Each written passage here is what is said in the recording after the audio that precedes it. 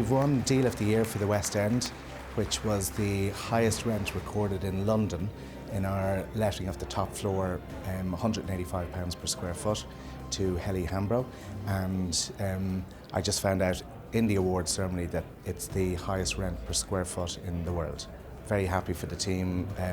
Right building, right time, right city, everything going our way. We made the critical decision was when to commence the development. We got the backing of our banks, and we've produced one of the best buildings in the world at the right time in the right city. You make these calls and you're taking a forward-looking assessment of the market. You're looking at the supply and demand stats. You're looking at where London fits in a global economic spectrum, and ultimately, we got that right, but we got it right with a bit of luck.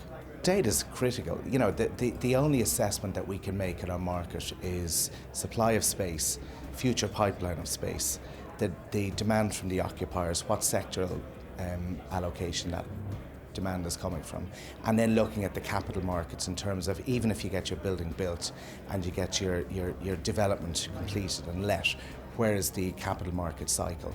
So it's not just looking at it from an economic perspective, you're looking at it on the base of capital markets. So the information that you get from CoStar, from the main agencies in the UK is absolutely critical.